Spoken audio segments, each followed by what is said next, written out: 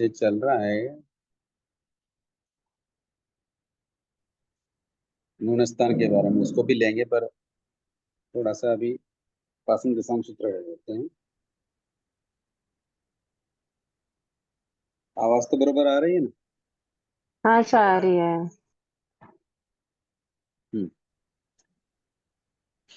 उपासन दशांक के बारे में थोड़ा समझ लेते हैं पहले, फिर अपन एक एक श्रावक के बारे में, उनके जीवन के बारे में चर्चा करेंगे। ये जो अंग है, ये 7वां अंग। हमारे यहाँ अंग कितने हैं? 32 आगम में अंग 11। 11 अंग। 11 अंग में, यानी जिन भगवान के द्वारा जो उपदिष्ट द्वादशांगी है, उसमें ये 7वां अंग है। इसका नाम क्या है? उपासक दशांग। इसमें भगवान ने ग्रस्त उपासकों के बारे में, उनके चरित्र का वर्णन किया। भगवान ने आनंद, कामदेव आदि उपासकों का चरित्र हम उपासकों के लिए आदर्श रूप में रखा। आदर्श को सम्मुख रखकर अपनी आत्मा, अपनी दशा, अपनी परिणति को हम देख सकते हैं। इन आदर्श श्रमणोपासकों का वर्णन बताने का यही रीजन है भगवान का, कि हम भी उनको सामने रखकर अपनी दशा को, अपनी परिणति को, यथाशक्य अपनी त्रुटियों को, अपने दोषों को, अपनी क्या कमजोरियां हैं, हम वास्तविक श्रवणोपासक कैसे बन सकते हैं, तो हमारा भव और परभव भी सुधर सकता है। इस दृष्टि से भगवान ने हमारे सामने इन उपासकों का क्या रखा? वर्णन रखा। ये सारे उपासक, श्रवणोपासक एकाभवतारी हुए।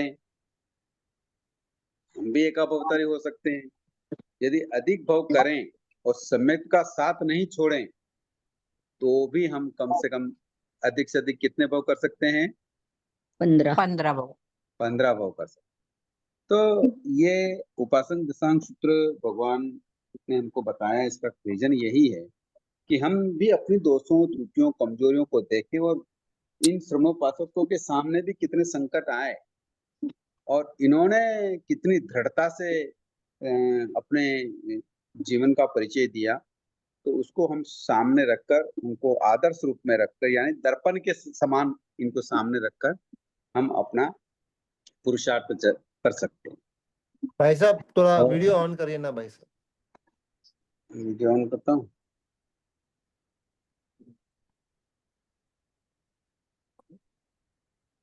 बहुत एक महीना हो गया आपके दर्शन होके।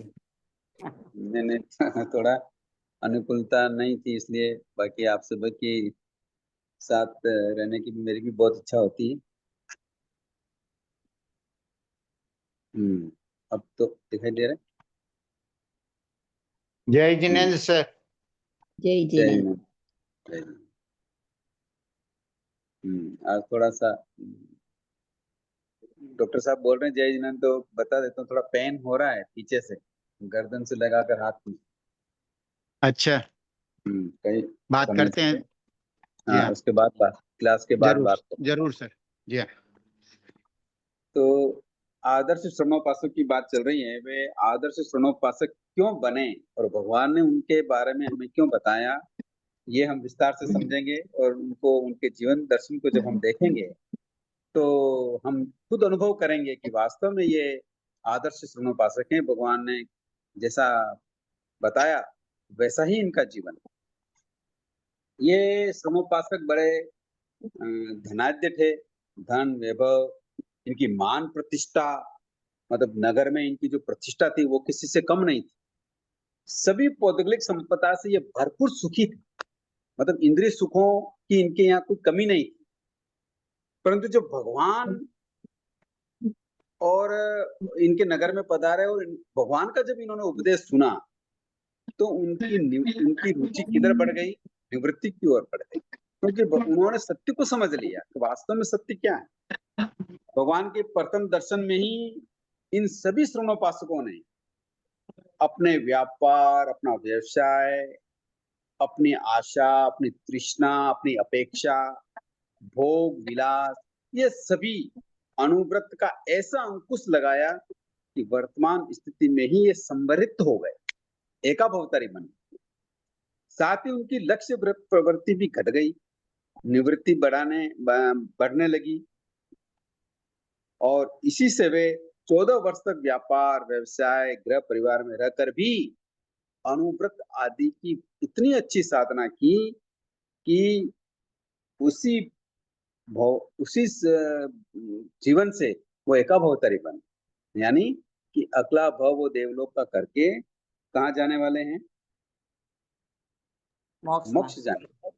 गुरुजी, ऐसे आदर्श श्रवणोपासक का जीवन हम पढ़ेंगे। गुरुजी, 10 श्रावक जी एकावतारी बने या उनके? हाँ, 10 एकाभवतारी हैं। अच्छा अच्छा अच्छा। कभी श्रेणिक महाराज जो एकावतारी है? नहीं, हाँ, उनको भी हम एकाभवतारी कह सकते हैं, पर श्रेणिक और अन्य दूसरों का वर्णन इसमें नहीं है। अच्छा। यहाँ 10 श्रवणोपासक जिनका वर्णन है, उनमें एक रूपता है अधिकांश, इसलिए इन 10 श्रवणोपासकों का एक साथ वर्णन है। यूं तो सुदर्शन श्रवणोपासक भी हुए, संत पोखली जो भगवती सूत्र में श्रवणोपासक आते हैं उनका भी वर्णन है। श्रेणिक राजा श्रवणोपासक नहीं थे। हाँ, नहीं। तो इन 10 का ही वर्णन क्यों है कि इनमें एक जैसी समानता है, कई बातों में समानता, जैसे एकाभवतारी बनेंगे हैं, और ये सभी पहले देवलोक में गए, इनकी सबकी स्थिति एक जैसी है, इन सभी को अवधि ज्ञान हुआ, मतलब बहुत सारी चीजें ऐसी पढ़ने को मिलेगी कि इनमें एक रूपता है। इसलिए इन 10 को ही वर्णन यहाँ भगवान ने बताया। और ये 10वां उपांग है। ये कौन सा उपांग है?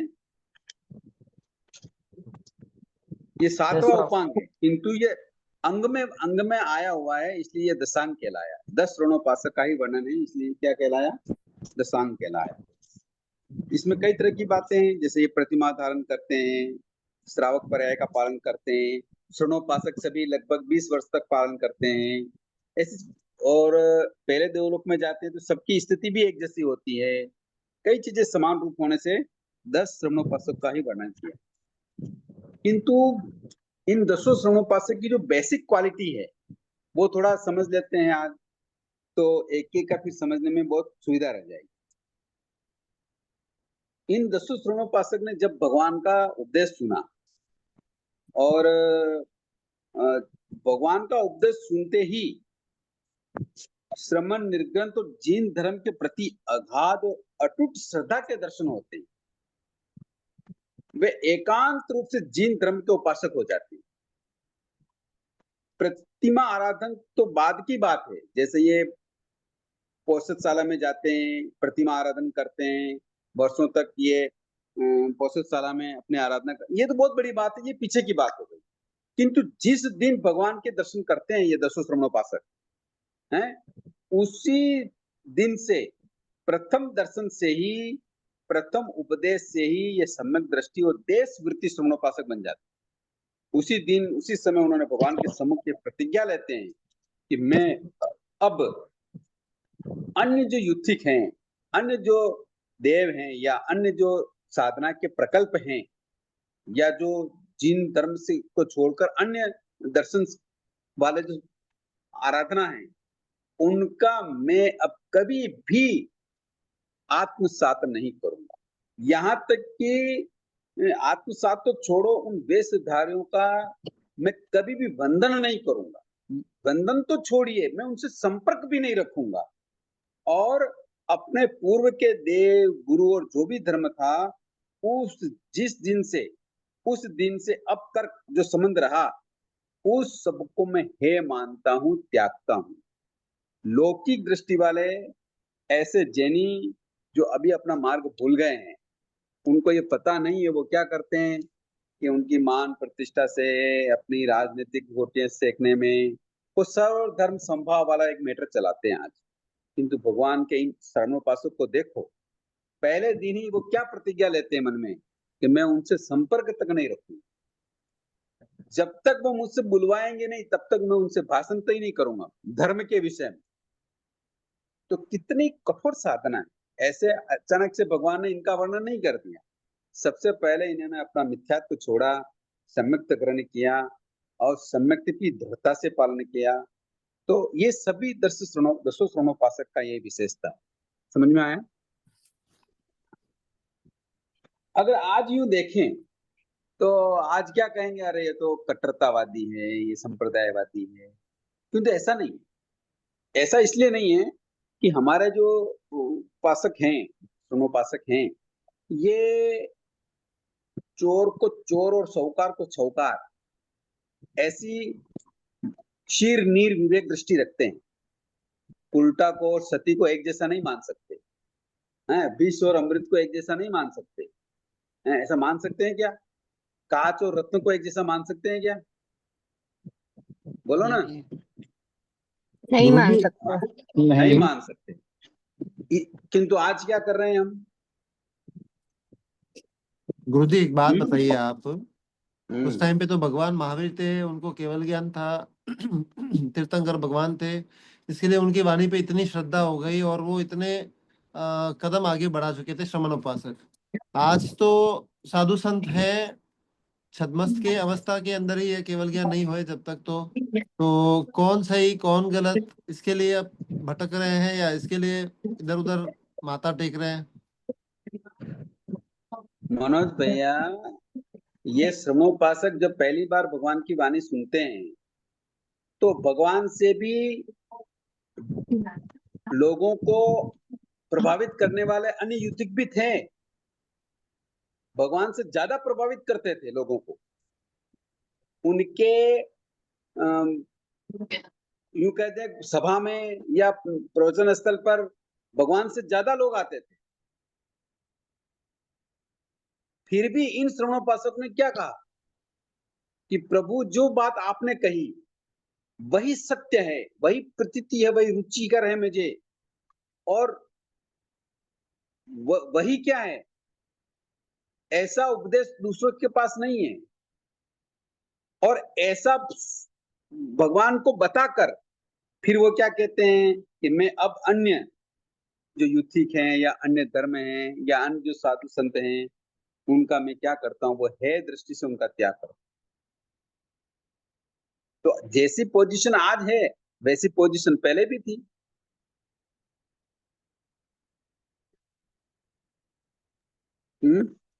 बात तो सही है गुरुजी, लेकिन समझ नहीं आता, व्यवहार दृष्टि है बोल सकते हैं या फिर सामाजिक दृष्टि बोल सकते हैं, क्या बोलना चाहिए? वहां भी नहीं, वहां भी तो सामाजिक दृष्टि तो, अरे अपन तो कोई नगर के ठेकेदार तो नहीं है ना। नहीं नहीं नहीं। वो तो ठेकेदार थे, लोगों की समस्याओं को सोल्व करते थे। कोई स्वार्थवाद थे, कोई क्या थे, लोगों को आर्थिक दृष्टि से कोई कमजोर है तो उनको उस तरीके से हेल्प करते थे। किसी के पास पैसा नहीं था किंतु व्यापार के लिए उनको प्रेरित करके धन देते थे और वो धन वापस भी नहीं लेते थे। लोगों की समस्याएं सुनकर उनका समाधान करते थे, समाधान तन मन धन से करते थे। इतने प्रतिष्ठित लोग थे। तो उनकी सामाजिक दायरा ज्यादा है या आज हमारा सामाजिक दायरा ज्यादा है? उनका तो कहीं है, अपन तो कुछ भी नहीं है उनके सामने। फिर भी उन्होंने क्या सोचा? दृढ़ता बहुत है। यही तो कमी है बस। इसीलिए भगवान ने सबसे पहले यही बात बताई और प्रवचन सुनने के बाद ही श्रवणोपासक ने भी सबसे पहले यही बात भगवान से कही, तभी मैंने वो आगे आपसे बढ़े। मैंने आपसे निवेदन इसी के लिए किया था कि दृढ़ता कैसे बढ़ाए, उसके लिए मुझे 10 श्रमण उपासक की कहानी सुननी थी पूरी। हाँ, तो ये शुरू कर रहे हैं आज। वो कैसे करेंगे वो तो शुरुआत करेंगे। और इन 10 का बात करने का कारण एक है कि इनका चारित्र का मार्गदर्शन बड़ा जोरदार है। चारित्र का मतलब होता है आचरण। भले उन्होंने मर्यादित आचरण जिया, जैसी आवश्यकता थी वैसी चीजों को खुला रखा, किंतु खुला रखा और जिनको छोड़ दिया उनकी तरफ कभी नहीं देखा। और नहीं देखने का मतलब आसक्ति भी उन्होंने छोड़ी। तो और आचरण देखो, देव दानव के इतने भयंकर उपसर्ग को भी उन्होंने शांतिपूर्वक सहन किया। और इनकी दृढ़ता देखिए, तिरंच मनुष्य की औकात तो छोड़ो, देवता भी उन्हें नहीं डिगा सके। तो कहने का मतलब है इनकी दृढ़ता, अडिगता, सहनशीलता, क्या कहें, बड़ी गजब की। और जैसे जैसे ये साधना में आगे बढ़ते गए, वैसे वैसे उन्होंने अध्ययन भी किया, और अध्ययन किया इसलिए सैद्धांतिक पटुता बढ़ी, और कुप्रवचन को न छोड़ा। अगर सैद्धांतिक पटुता नहीं बढ़ती तो सकडाल पुत्र गोशाला को कैसे जवाब देता, और इतना सुंदर जवाब दिया जिसका वर्णन भगवान ने किया। तो कहने का मतलब ये है कि हम क्या जवाब था? वो उनके वर्णन में बताएंगे। आप भी बता दीजिए, इतना पेशेंस नहीं है। उन्होंने ये कहा, पहले क्या सकडाल पुत्र क्या थे कि गोशालक का अनुयायी, तो गोशालक का अनुयायी था सकडाल पुत्र जी। तो उस समय उनके मत को मानता था, और उनका मत को हमारे यहाँ लाइट चली गई, बारिश आ रही है, तो कोई बात नहीं है ना, वीडियो कोई दिक्कत नहीं, तो आवाज तो आ ही रही है। हाँ, आई गई। हाँ, तो कहने का मतलब ये है कि सकडाल पुत्र जी से जब गोशालक आता है, और सकडाल पुत्र जी का वो उपासक था, किंतु जब भगवान महावीर वहां पधारते हैं और उसी कुमारशाला में वो ठहरते हैं, तब भगवान ने उनको प्रतिबोधित दिया, और भगवान के प्रतिबोधित से सकडाल पुत्र समझ गया कि वास्तव में भगवान ने जो बात कही वो सत्य है। समझ में आई बात? हाँ गुरुजी। हाँ, तो वो पहले क्या होता कि आजीविका मत को मानने वाला था सकडाल पुत्र, वो जो गोशालक था उसकी मत को मानने वाला था। तो भगवान ने पूछा कि हे सकडाल पुत्र, कल प्रातः अरहंत केवली आएंगे, तुमने उसे गोशालक के लिए समझा, उसकी परिउपासना का विचार किया, इत्यादि बात सत्य है? तो गोशालक कहता, हाँ मैंने ऐसे ही सोचा था। तो सकडाल पुत्र देव का कथन मंथली पुत्र गोशालक के लिए नहीं कहा, उसने किसके लिए कहा? भगवान महावीर के लिए कहा था। ये बातें हो रही थी। तो कहने का मतलब मेरा ये था कि जब उनका वर्णन आएगा सकडाल पुत्र का, तब आपको विस्तार से बताऊंगा कि कहने का मतलब ये था कि गोशालक आजीविका मत वाला होकर जब भगवान के संपर्क में आया, तो गोशालक का मत छोड़ दिया। समझ में आया ना? और उसने भगवान का मत को आचरण किया। मतलब गोशालक का क्या मत है कि उत्थान बलवीर पुरुषाक्रम पराक्रम, या बिना बनाए ही ये अपुरुषाकार पराक्रम से बन जाते हैं। मतलब जो होना है वो होता ही है। गोशालक का ऐसा मत है, नियति वाला होता।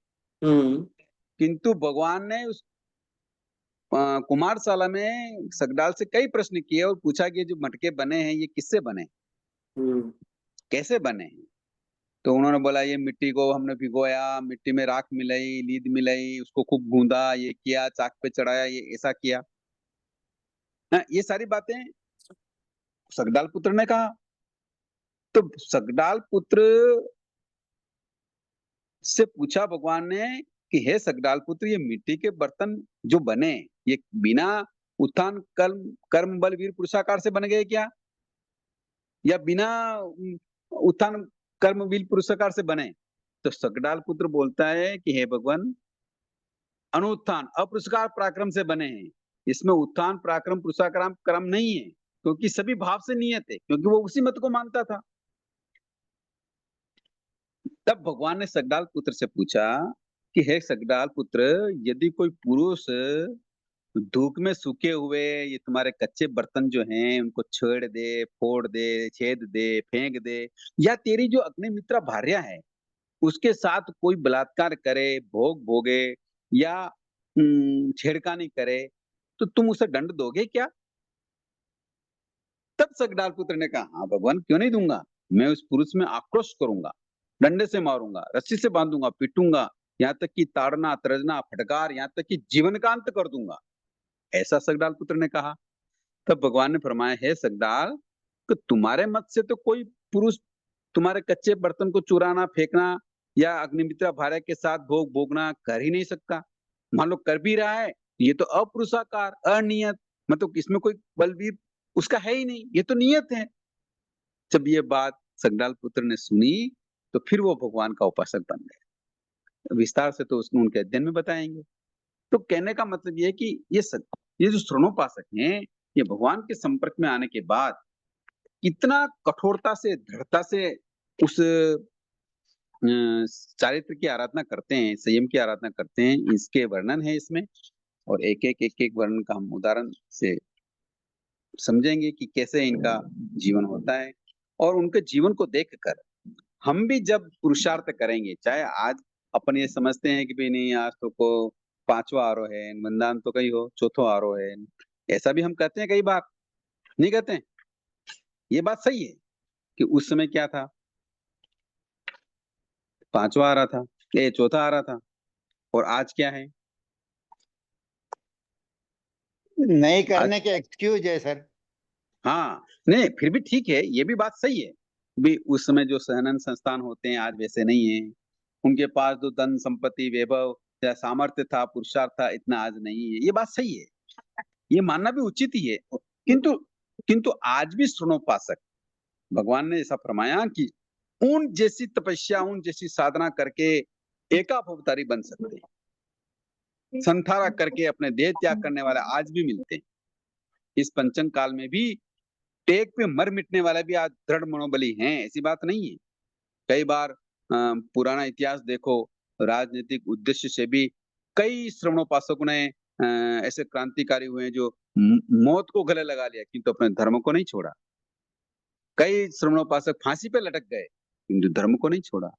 कई वीरांगनाएं अग्नि में कूद गई किंतु अपने शील को नष्ट नहीं होने दिया। तो ये ठीक है, आज 5वां आ रहा है, सहनन संस्थान भी ऐसा नहीं है, फिर भी नहीं कर सकते ऐसी बात नहीं। आज के युग में भी हम एकाभवतारी बनकर ऐसी उत्कृष्ट साधना कर सकते हैं कि जैसे हम एकाभवतारी बन जाए। मैं तो सोचता हूँ कि कोई भी निष्ठा पूर्वक अपना सामर्थ्य के अनुसार भी सम्यक साधना करें, जितनी सामर्थ्य है, जितनी सहनन शक्ति है, तो उन श्रवणोपासक की साधना का भी कोई पार नहीं, वो भी एकाभवतारी बन सकते हैं।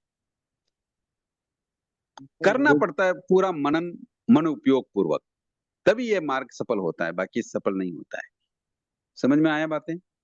गुरुजी एक विपरीत सवाल करता हूँ आपसे। जैसे आपने बताया था कि गौशालक के जो भी अनुयायी थे, उनका नाम जो भूल गया मैं, वो भगवान महावीर के, जब उनको लगा कि भगवान महावीर की वाणी और भगवान महावीर की देशना एकदम सही है और सही दिशा में है, तो वो शिफ्ट हो गए, तो वो चेंज कर लिए।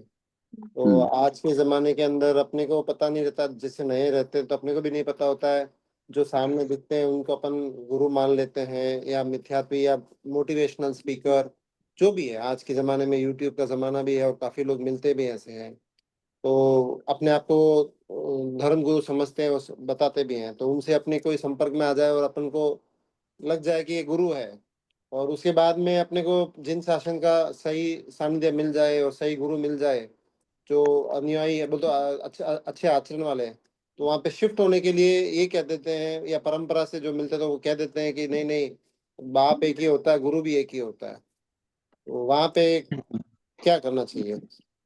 देखो, व्यवहार में, संसार में क्या लोकोक्तियां प्रचलित चलती है, धर्म के मार्ग में वे लागू नहीं होती। अगर ऐसा ही होता तो कालू कसाई का बच्चा मुनि बनता क्या? नहीं बनता।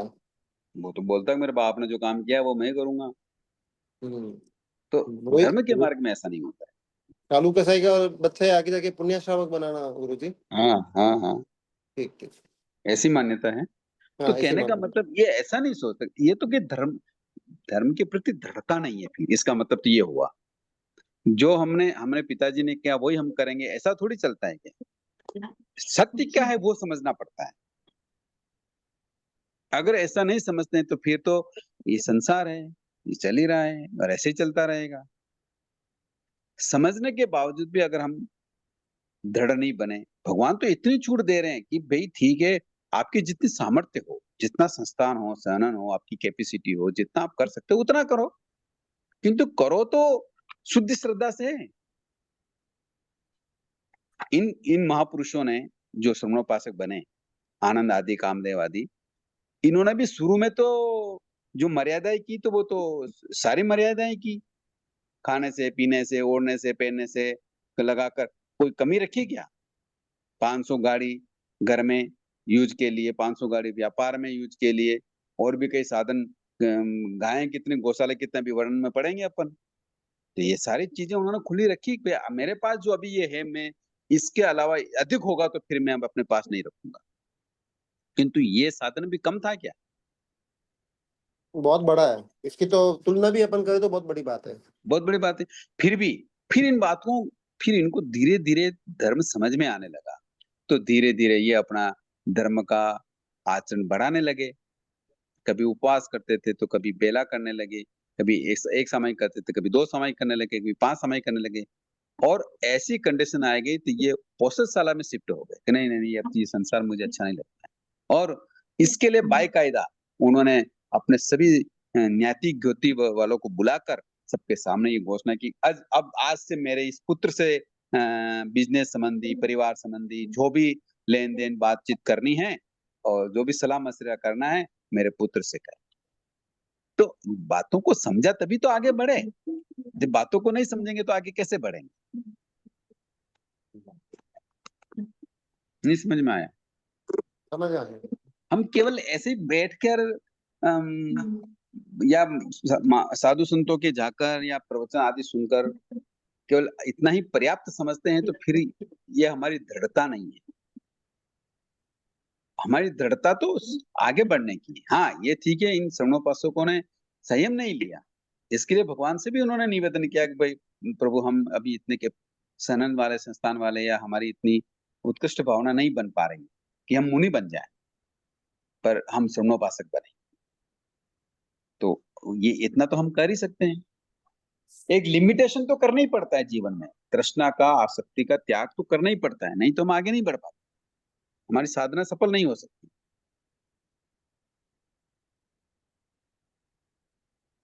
यूं तो कितना ही करो,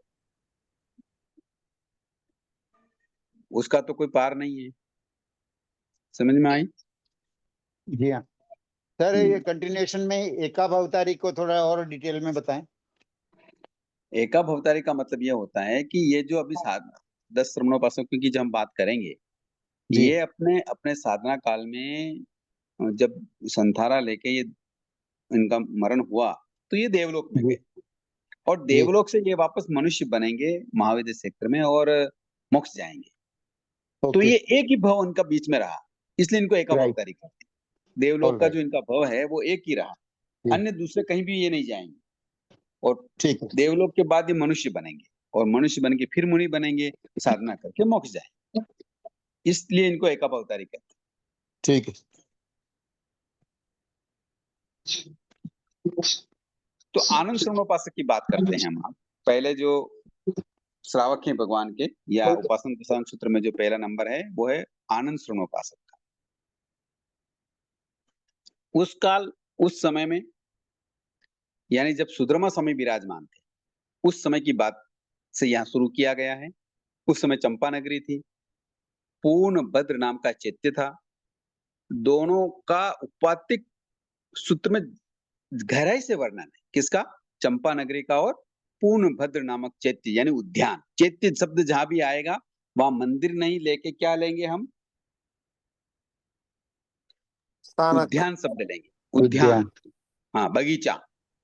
इसका अर्थ ये है। तो इनका वर्णन यहाँ नहीं इसलिए लंबा नहीं दिया कि इनका वर्णन औपातिक सूत्र में आया हुआ है। तो वहां कौन राजा थे, वहां कौन से नगर था, क्या कैसा नगर था, वो सारी चीजें वहां आई हुई है, इसलिए यहाँ वापस रिपीटेशन नहीं दिया आगमकारों ने। इन दोनों का वर्णन उपवातिक सूत्र में हवाला दे दिया। ठीक है, कोई प्रश्न हो तो कर लें। बोलो, 10 श्रमण उपासक अंतिम समय में दीक्षा लिए या?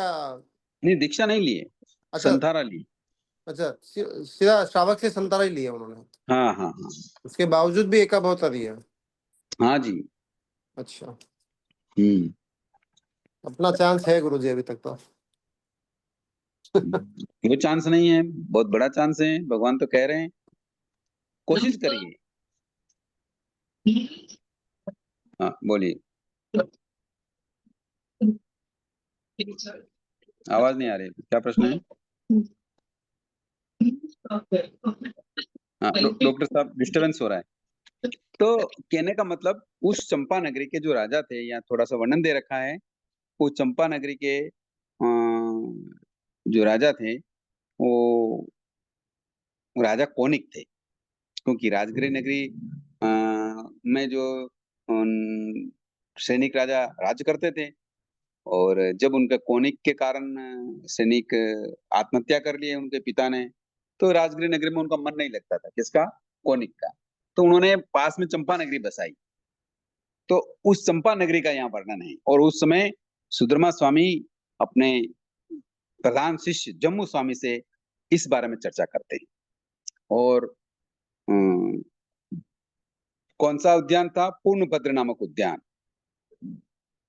उस उद्यान में बैठकर भगवान चर्चा कर रहे हैं। क्या चर्चा कर रहे हैं?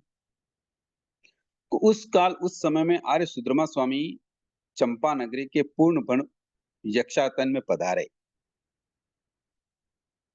जम्मू अनगार भगवान की विनय पूर्वक परिउपासना करते हुए इस प्रकार बोले कि हे भगवान, अपने तीर्थ की अपेक्षा धर्म आदि करने वाले तीर्थंकर भगवान मोक्ष को जो प्राप्त हो गए हैं, ऐसे श्रमण भगवान महावीर ने छठे अंग ज्ञाता धर्म का जो अर्थ बतलाया, वह तो मैं आपसे सुन चुका हूं।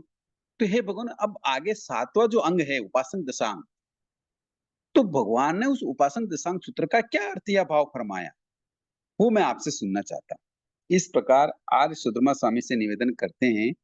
तो आर्य सुधर्मा स्वामी बोलते हैं कि हे जम्मू, श्रमण भगवान महावीर स्वामी ने सातवें अंग उपासन दशांग सूत्र के 10 अध्ययन बताए।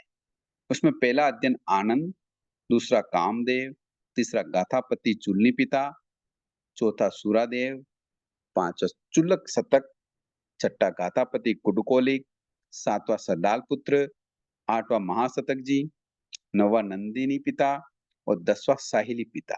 इस प्रकार ये 10 श्रवणोपासक के वर्णन भगवान ने 7वें अंग उपासन दशांग सूत्र में फरमाए। इस प्रकार सुधर्मा स्वामी जम्मू स्वामी को बताते हैं। समझ में आ रही बात? यक्षायतन क्या होता है? यक्षायतन ये होता है कि ये जो बड़े बड़े नगर होते हैं, इनके बड़े बड़े उद्यान होते हैं, उन उद्यानों में नगर में रहने वाले कुछ लोग किसी न किसी देव या देवी की पूजा अर्चना करने के लिए वहां आते हैं, तो वो यक्षातन अच्छा कहलाता है।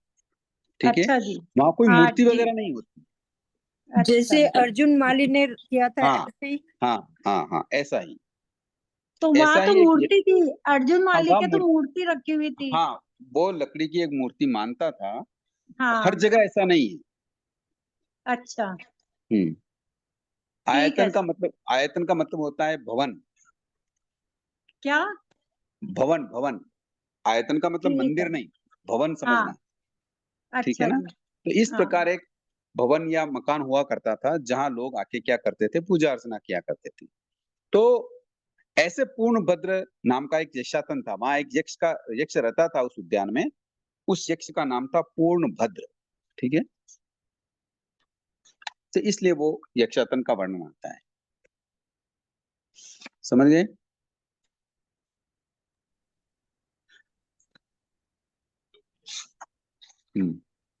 और कोई प्रश्न है? इनके एग्जाम होंगे क्या? नहीं नहीं, एग्जाम नहीं होती, ये तो क्लास चल रही है केवल। अच्छा, हम्म। ठीक है। गुरुजी, सुधर्मा स्वामी का समय तो भगवान महावीर के बाद का है ना? हाँ जी। हाँ, तो वो उसमें गंधर्व थे ना, भगवान तो गंधर्व थे। सुधर्मा हाँ। स्वामी गंधर थे भगवान के। हाँ, तो आनंद श्रावक का समय भगवान महावीर के समय का है या हाँ। उनके बाद का है? नहीं नहीं, भगवान के समय का है। अच्छा अच्छा। ये तो भगवान ने जो बातें बताई, उन बातों में 7वें अंग के बारे में जम्मू स्वामी सुधर्मा स्वामी से पूछ रहे हैं। अच्छा अच्छा अच्छा। हाँ, कि भगवान जब ज्ञाता गण सूत्र का बात आपने फरमा दी, तो आगे के जो अंग हैं उपासन दिशांग सूत्र, उसके बारे में क्या वर्णन है? तो फिर सुधर्मा स्वामी फरमा रहे हैं कि भगवान ने ऐसा फरमाया। ठीक है। हाँ गुरु जी। हाँ, अपन बहुत सारी चीजें समझ रहे हैं, इसलिए बाकी सभी प्रश्नों के उत्तर आपको मिल सके, इसलिए सारी चीजें समझ रहे हैं, पढ़ रहे हैं। आर्य सुधर्मा स्वामी ने पूछा कि भगवान श्रमण भगवान महावीर ने 7वें अंग उपासन दशांग के 10 अध्ययन फरमाए हैं, जैसा कि आपने फरमाया, तो प्रथम अध्ययन भगवान ने क्या फरमाया? तो कृपा करके प्रथम अध्ययन के बारे में हमें बताइए। तो सुधर्मा स्वामी बोलते हैं कि हे जम्मू, उस काल उस समय में, उस काल उस समय का मतलब होता है कि भगवान के समय की बातें चल रही। तो वाणिज्य ग्राम नाम का एक नगर था। उस नगर के बाहर उत्तर पूर्व दिशा में ईशान कोण में द्युति पलाशक नामक चैत्य था। ये बात कहाँ चल रही है? कौन से नगर में चल रही है? वाणिज्य ग्राम। वाणिज्य ग्राम में। नहीं नहीं, वाणिज्य ग्राम की तो बात नगरी बता में। रहे हैं। चंपा नगरी, चंपा चंपा नगरी। चंपा नगरी के, हाँ, चंपा चंपा नगरी। नगरी में बात चल रही है। वहां सुधर्मा स्वामी जम्मू स्वामी से बता रहे हैं कि उस समय उस काल में एक वाणिज्य ग्राम नाम का नगर था। वो जी। नगर के बाहर जो उत्तर दिशा और ईशान कोण में एक द्युति पलाश नामक चैत्य था। जीत शत्रु वहां के राजा थे, और उस वाणिज्य ग्राम में आनंद नाम का एक घातापति रहता था। वो संपन्न ग्रस्त रहता था, वो धनाढ्य था, अपरिभूत था। उस आनंद गातापति के 4 करोड़ धन जो था वो भंडार में स्वर्ण मुद्राएं का था, खजाने में रखा हुआ था। 4 करोड़ स्वर्ण मुद्राएं व्यापार में लगा रखी थी, और 4 करोड़ स्वर्ण मुद्राएं घर गृहस्थी के साधनों में लगी हुई। इस प्रकार धन्य, ध्यान, द्विपद, चतुष्पद आदि सामग्री से ये भरपूर उसके परिवार था, घर था। उसके 4 गोकुल थे, जिसमें प्रत्येक गोकुल में 10,000 गायें। 10,000। इस प्रकार सुधर्मा स्वामी जम्मू स्वामी से आनंद गातापति के परिवार घर संबंधी बात समझाते हैं। अब उसकी व्यक्तित्व के बारे में बताते हुए जम्मू स्वामी से कहते हैं कि हे जम्बू, आनंद श्रवणोपासक जो इस प्रकार धनाढ्य था, वो आनंद गातापति बहुत से राजा, या यूं कहते सार्थवा, और बहुत से कार्यों में, कारणों में, मंत्रणाओं में, कौटुंबिक अनुष्ठानों में, गोपनीय राज्य के या राज्य संबंधी कई गोपनीय कार्यों में, या परिवार संबंधी कई गोपनीय कार्यों में, रहस्यमय पेचीदगियों में, जो वस्तु तत्व का निर्णय करना हो, ऐसी कई संकट जैसी कई बातें हो, विवादित विषयों को न्याय करने में एक बार तथा बार बार पूछने के योग्य थे। कितने कुशल थे आनंद श्रवणोपासक। उन्हें दूसरे लोग ही पूछते हो और घर में कोई कद्र न हो, ऐसी बात नहीं थी। अपने स्वयं के कुटुंब के भी वे मेढी प्रमाण आधारभूत थे, आलंबन और चक्षु वाले थे। चक्षु वाले का मतलब दूसरों को ज्ञान देने वाले, दूसरों का आलंबन मतलब सहायता करने वाले थे। वे ऐसे मेढीभूत, प्रमाणभूत, आलंबनभूत, चक्षुभूत थे। अधिक क्या कहा जाए है जम्बू, सभी कार्यों में उनके द्वारा अच्छी सलाह दिए जाने से वे कार्य बढ़ोतरी को प्राप्त होते। समझ में आ गई बात? यहाँ एक शब्द आया है मेढीभूत। मेढीभूत का समझ में आया? मेढीभूत का मतलब होता है कि मेढी उस कास्ट लकड़ी को कहते हैं जो पहले अनाज निकालते थे ना, अनाज पहले अनाज कैसे निकालते थे? आजकल तो मशीनों से निकालते। पहले क्या करते हैं, अनाज जैसे गेहूं का ढेर लगा देते थे, बीच में एक लगड़ा डंडा गाड़ देते थे, और उसके ऊपर बेलों को चलाते थे। वो बेल किससे बंधे रहते थे? उस डंडे से। तो उसको मेढीभूत कहा जाता। तो यानी मुख्य व्यक्ति यानी कि उसके बिना काम नहीं हो सकता, ऐसे मेढीभूत वो श्रवणोपासक थे। समझ में आया? इसको कोल्हू का बैल बोल सकते हैं भाई साहब। केलू का बेल नहीं, केलू के बेल में तो मेढी वो डंडा नहीं होता है ना, वो बीच में लगा हुआ तो रहता है डंडा। वो डंडा तो तेल निकालने के लिए होता है, हिलता है। हाँ, किंतु ये अच्छा। जो डंडा होता है मजबूत होता है, ये हिलता नहीं। अगर ये हिल जावे तो फिर गाय और या बैल जो अनाज कैसे निकालेंगे? केंद्र बिंदु मतलब पॉइंट, ऐसा आधारभूत थे। इस इनके बिना कार्य नहीं चल, मतलब उस मेढी के बिना जैसे बैल अनाज नहीं निकाल सकते, कार्य नहीं हो सकता, वैसे ही नगर के, राजा के, घर के जितने भी कार्य हैं, वो सारे कार्य आनंद श्रवणोपासक इतने विद्वान कुशल तत्वज्ञ थे, इनके बिना वो कार्य नहीं हो सकता था। ये वो या यूं कहे वो सारे कार्य वो करने में कुशल, इसलिए उनको मेढीभूत कहा जाता। जी। समझ में आया? ये वर्ड वापस बोलें सर, मेरी। मेढीभूत, मेढीभूत। ओके। मेढीभूत। आपने तो गेहूं निकलते हुए देखा होगा ना डॉक्टर साहब, खेतों देखा में? है सर, हाँ, बस वही बात। बैल चलाए हैं, क्या बोलते हैं, उस पे गावटा करना बोलते हैं हम हाँ, लोग। और अच्छा अच्छा। उफणते हैं अपन। हाँ तो ठीक है, आपको तो समझ में आ जाएगा। जी। मतलब एक गोकुल में 10,000 गायें होती है, हाँ जी, तो ऐसे 4 गोकुल, चार 40,000 गोकुल तो गाय। 40,000 गायें होती थी। हाँ जी, अच्छा अच्छा। 40,000 गाय। ठीक है, हम्म। मैं आपसे इतना निवेदन कर रहा हूँ, इतना ये बात समझाने की कोशिश कर रहा हूँ कि ऐसे प्रतिष्ठित और इतने बड़े लोग जिनके व्यापार की कोई सीमा नहीं, ऐसा व्यक्ति जब बात को समझ गया, उसने अपना जीवन कैसा बनाया? समझ में आएगी नहीं बात? वो अपने पास कुछ भी नहीं है उनके मुकाबले, तो हमें उनका तो इतना कार्य त्याग, करने की जरूरत ही नहीं है, इतना फैला उनका हुआ नहीं त्याग है, ज्यादा हमारे है। पास इतना कोई बोझ नहीं है, इतना कुछ नहीं होने के बावजूद भी हम कितने आ सकते हैं। जी हाँ। हम वो तो जल्दी निवृत्त हो सकते हैं, हमारे पास तो इतनी कोई समस्या नहीं, कोई अपना इतना हम आधारभूत नहीं है। हमारे बच्चे भी देखें तो आज जिनके शादी बच्चे हो, शादीशुदा हो गए, या जो जॉब लग गए, या व्यवस्थित हो गए हैं, तो उनका अब आपके ऊपर कोई भार है क्या? नहीं है। नहीं। तो भी हम ऐसे आदर्श श्रवणोपासक कहाँ बन पा रहे हैं? हम और लगे हुए हैं करने में, भाई 2 पैसा और बचा ले, 2 पैसा और बचा ले, ऐसे करने में लगे हैं।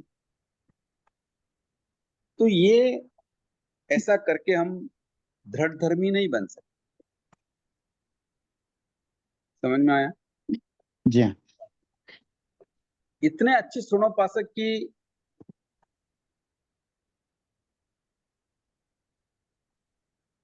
धर्म पत्नी का भी वर्णन है यहाँ,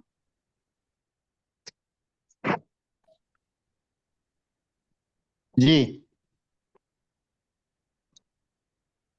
कि उस आनंद गाथापति के शिवानंदा नाम की पत्नी थी, जी। और 5 इंद्रियां परिपूर्ण, प्रतिपूर्ण रचना की दृष्टि से अखंडित, संपूर्ण, अपने अपने विषय में सक्षम थी, और सर्वांग सुंदरी थी। आनंद गाथापति को बहुत प्रिय थी, इष्ट थी।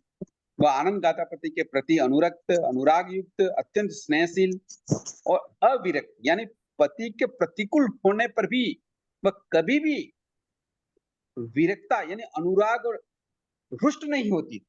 कई बार ग्रहग्रस्ती है, कई बार पति रुष्ट हो जाते हैं, डांट भी देते हैं, कई बार उनकी मनचाही इच्छाएं पूरी नहीं होती है, फिर भी वो शिवानंदा जो आनंद गाथापति की धर्मपत्नी कभी भी अपने पति से नाराज नहीं हुई, होती, रुष्ट नहीं होती। वह अपने पति के साथ इष्ट, प्रिय, कांत, मनोज्ञ पांचों प्रकार के भोग भोगती हुई सुख पूर्वक रहती। समझ में आया बात? जी। उसी वाणिज्य ग्राम के बाहर उत्तर पूर्व दिशा भाग ईशान कोण में कोलाक नामक सन्निवेश यानी उपनगर था। जैसे आपके कई नगरों में उपनगर भी होते हैं, तो ऐसा एक कोलाक सन्निवेश था। वह रिद्धि स्तिमित और समृद्धि युक्त था, जिसके प्रासाद यानी भवन, उसके महल दर्शनीय और अभिरूप प्रतिरूप थे। उस कोलाक सन्निवेश में आनंद गातापति के मित्र, ज्ञातिजन, आचार विचार वाले स्वजन, मित्र हैं, ऐसे माता पिता पुत्री आदि वाले स्वजन संबंधी परिजन, काका काकी, चाचा चाची, मामा मामी हैं, निवास करते थे। जो समृद्ध यावत अपरिभूत थे, वो भी क्या थे? अपरिभूत थे, धनवान, सच्चरित्र होने से किसी से दबने वाले नहीं थे। ऐसे वाणिज्य ग्राम के बाहर एक कोलाक सन्निवेश नाम का उपनगर था। उसमें आनंद श्रवणोपासक के रिश्तेदार वगैरह रहते थे। ठीक है, समझ में आ रही बात? उस समय उस काल श्रमण भगवान महावीर स्वामी वाणिज्य ग्राम नगर के द्वितीय पलाश चैत्य में पधारते।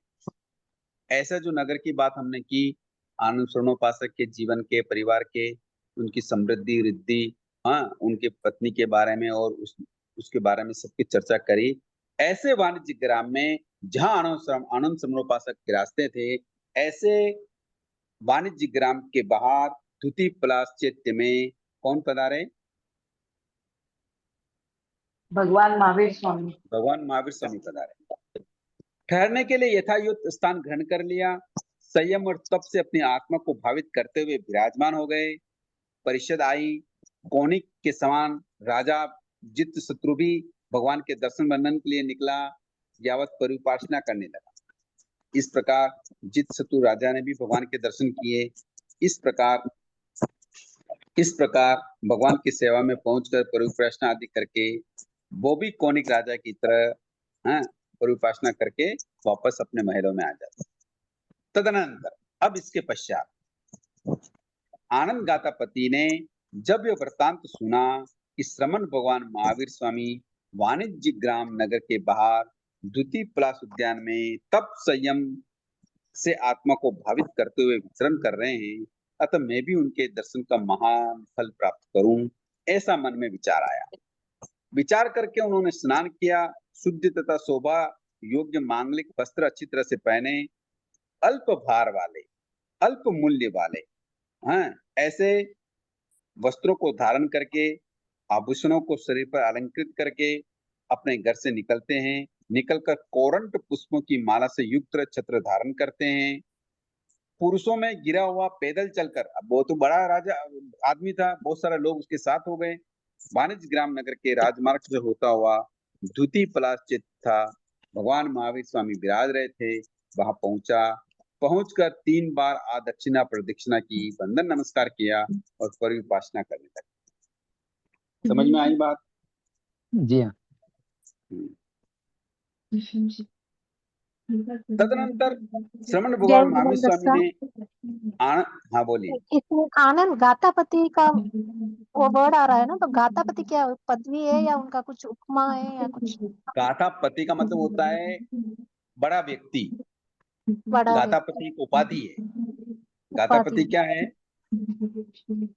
उपाधि। एक उपाधि है। जैसे सेठ बोलते हैं, सेठ, नगर सेठ हैं, और क्या बोलते हैं बड़े व्यक्तियों को? साहूकार, है ना? तो आनंद को गातापति के रूप में मान्यता प्राप्त। गातापति क्यों था? तो इसलिए बातें बताई ना, वो राजाओं के, नगर के, कई व्यक्तियों के, अब उनके जो जटिल समस्याएं होती थी उनका वो क्या करते थे, निराकरण करते थे। वो आधारभूत थे, मेढ़ीभूत थे, यानी वो हर समस्या का उनके पास क्या था? समाधान था। इसलिए उनको एक गातापति की क्या थी? उपाधि मिली हुई थी। ठीक है, धन्यवाद। तो इस प्रकार वो श्रमण भगवान महावीर स्वामी ने आनंद गातापति और विशाल परिषद को धर्मकथा कही, और परिषद और राजा ने धर्मकथा सुनी, और परिषद और राजा तो धर्मकथा सुनकर क्या हो गए? चले गए।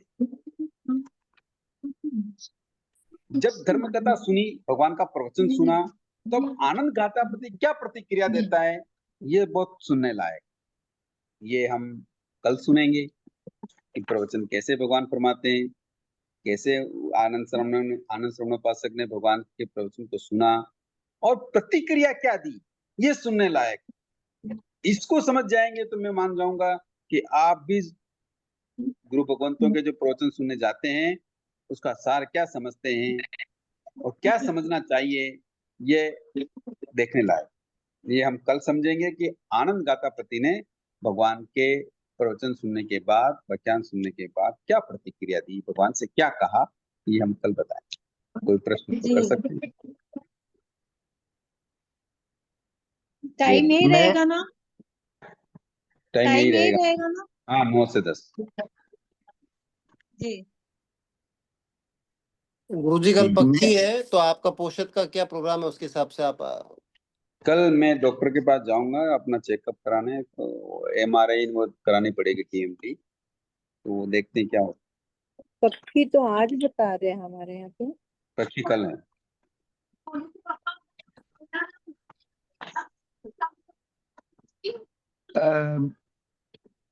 वो पेन किधर है सर, बात कर सकते हैं आप इसके बारे में या बाद में? बाद में बात करते हैं ना, ये क्लास में कोई प्रश्न हो तो कर लेते हैं। ठीक। मैं गाथापति का मतलब ऐसा समझा सर कि जैसे भगवान की वाणी को वो क्या बोलते हैं, नगर में सुनाते करते हो, यूं गाथा नहीं सुनाते नहीं हो, नहीं, ऐसा मैं गाथापति समझा। तो पहले से ही है, अभी भगवान की वाणी सुनी का, अभी पहली बार दर्शन करने आए हैं। ओके, हाँ, तो उपाधि है उनको, उनको उपाधि थी। हाँ, ये उपाधि, जैसे नगर जी सेठ बोलते हैं, नहीं बोलते अपने इधर, बराबर, जी हाँ, जी ऐसे वो गाथापति। बराबर। गुरुजी, ये सिर्फ आनंद श्रावक के लिए है या सभी 10 श्रावक के लिए है ये उपाधि? अब अभी ये गाथापति आनंद श्रवणोपासक की बात चल रही है, आगे दूसरी क्या उपाधि आती है वो देखते हैं। ठीक है, जय जी। यूं यूं बहुत सारे श्रवणोपासक के पास गाथापति की उपाधि है, तो किसके क्या उपाधि है वो भी आप देखेंगे। बराबर, अनकॉमनली यूज्ड वर्ड है। हाँ हाँ इतना फ्रीक्वेंटली नहीं यूज होता है। जी हाँ। ठीक है सर। भाई साहब 10 श्रावक आके राजा के नहीं बोलते ऐसी समृद्धि वाले ही हैं या हाँ, अधिक वाले भी हैं, इनसे भी अधिक समृद्धि है। अच्छी समृद्धि वाले ही हैं, इसका मतलब? हाँ हाँ हाँ, ये अधिक समृद्धि वाले हैं इसीलिए इनका वर्णन है, ऐसा नहीं है। नहीं समझना चाहता हूँ। हाँ, इतना समृद्धि होने के बावजूद, इतनी समृद्धि होने के बावजूद भी श्रमण उपासक बने, मतलब कितना उन्होंने त्याग हाँ, किया है। ये आश्चर्यचकित है, यही आश्चर्यचकित है, इसलिए इनका वर्णन है। और गुरुजी, ये इतने जैन दे- के फॉलोवर है क्या? मतलब ये जैन धर्म से थे है क्या? क्या हुआ? मतलब ये जैनी ही थे क्या? मतलब जन्म जैसे नहीं, रहते? सभी जैनी नहीं थे, जैनी पहले होते ही नहीं थे भगवान के समय। तो हाँ, तो कोई ये कोई कुमार था, कोई क्या था, कोई क्या नाम है ये, अलग अलग थे सभी। क्षत्रिय भी थे। हाँ कोई, हाँ इनमें क्षत्रिय तो नहीं है, कोई वैश्य हैं, जैसे आनंद श्रवणोपासक वैश्य है। इनमें पहले तो इतना ये सब मोहनीय कर्म नहीं रहता था ना? क्यों नहीं रहता था?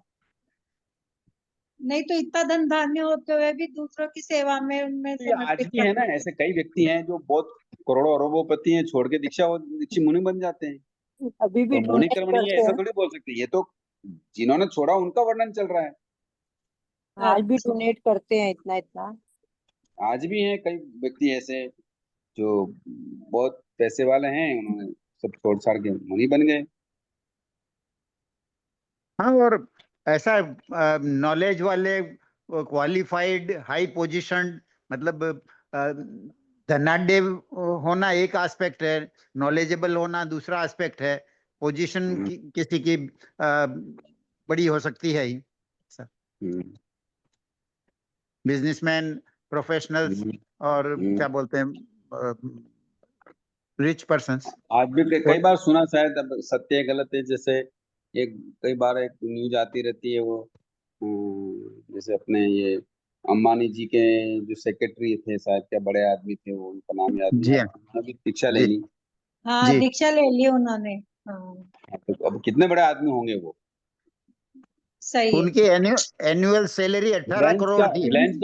रिलायंस के पास इतना बड़ा आदमी हो और वो उसको छोड़ के दीक्षा ले, तो ये बहुत बड़ी बात है।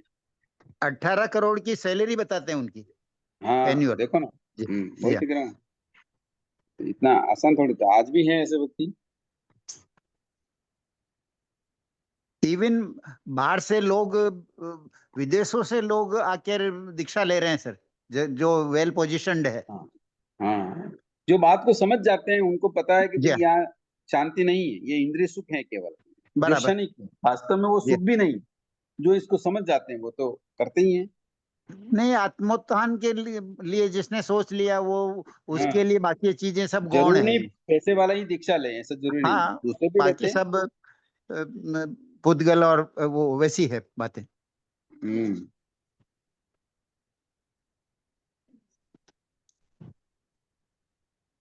Very nice.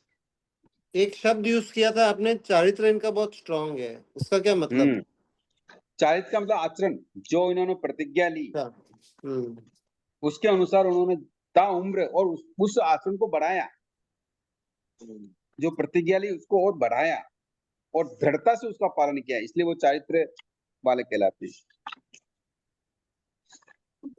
और जो उनका भगवान के पहले दर्शन में ही इतने मतलब लॉयल और वैसे हो गए, दृढ़ हो गए, ये बहुत बड़ी बात है। हम्म। आप, हम लोग कुछ गुरु भगवंतों को सुनते हैं, कुछ बातें अच्छी लगती है तो थोड़ा सा अटैचमेंट बढ़ता है, लेकिन जिसको हम लोग ऐसा लव इन फर्स्ट साइट वाली बात हो गई कि पहली बार दर्शन देखो, किए। ये जितने भी श्रवणोपासक का वर्णन आएगा, उन्होंने जी भगवान का उपदेश सुनकर भगवान के प्रति आसक्ति नहीं रखी जी कि भगवान मेरे हैं, मैं भगवान का हूँ, मैं अब कुछ भी करूंगा शासन के लिए, ऐसा ऐसा नहीं। खुद मेरा आचरण कैसा बने, बराबर। इसके लिए उन्होंने पुरुषार्थ किया। हाँ, और वो गाइडेंस भगवान की रही, मतलब हाँ वो अलग बात है, वो तो जी हाँ, भगवान का एक बार उपदेश सुना, जरूरी है बराबर। वापस भगवान के उपदेश सुने। उनके जो भी शिष्य हैं शिष्या हैं, उनकी भी दोनों को उपासना की है। जी हाँ, उसका वर्णन भी आएगा आगे, गौतम स्वामी उनके घर जाते हैं, कैसे उनकी उपासना होती है। तो बराबर। कई चीजें होती है। हर बार हाँ भगवान के दर्शन ही हो ऐसा जरूरी नहीं, भगवान हर हाँ, बार जब वाणिज्य ग्राम में पधारे ऐसा कोई जरूरी नहीं। नहीं नहीं, गणधरों ने सुनाया बताया, उसको भी मानते हम। हाँ वो भी जी हो हाँ, सकता है। जी। तो फिर बस एक रास्ता मिल गया, तो फिर वो अपनी साधना बढ़ाते रहे। और जिम्मेदारी की पोजीशन में होते हुए और इतने वैभवशाली होते हुए इस दूसरे मार्ग पे, आध्यात्म के मार्ग पे चले, ये बहुत बड़ी बात है। और त्याग किया। अच्छा, ये सारा काम उन्होंने धीरे धीरे किया, यूं नहीं जी, आज उठ के सुना और कल छोड़ छाड़ के गौशाला राइट। चले गए, ऐसा नहीं है। जी 20 जी, वर्ष तक उन्होंने श्रवणोपासक पर्याय का पालन किया। बराबर। 20 वर्ष तक जिम्मेदारी भी निभाई, जो जो जिम्मेदारी भी समाज निभाई। में। जी हाँ, धीरे धीरे उन्होंने इन चीजों को कन्वर्ट करते हुए पुत्र को सौंप दिया। बराबर। त्याग करते गए, आसक्ति कम करते गए। हाँ। जी हाँ। जय जिनेन्द्र गुरु जी, सुख सता गुरु जी। हाँ चाहिए। हाँ गुरु जी, तो ये गुणस्थान की क्लासेस हो गई क्या गुरु जी? हाँ 10वीं तक की गुणस्थान की पूरी क्लासेस हो गई है? हाँ, गुणस्थान का करेंगे, इसके बाद करेंगे। एक बार बीच में थोड़ा ये ले लिया है हमने। हाँ, वो अभी 4 बाकी है। 10वीं तक किया हाँ, हमने। वो तो अभी एक दूसरा द्वार चल रुचि रहा जी है, भी नाम करवा द्वार रहे के हैं बाद दूसरा गुणस्थान। लक्षण द्वार चल रहा है, उसके तो 25-26 द्वार हैं, अच्छा उसको अच्छा पूरा करेंगे।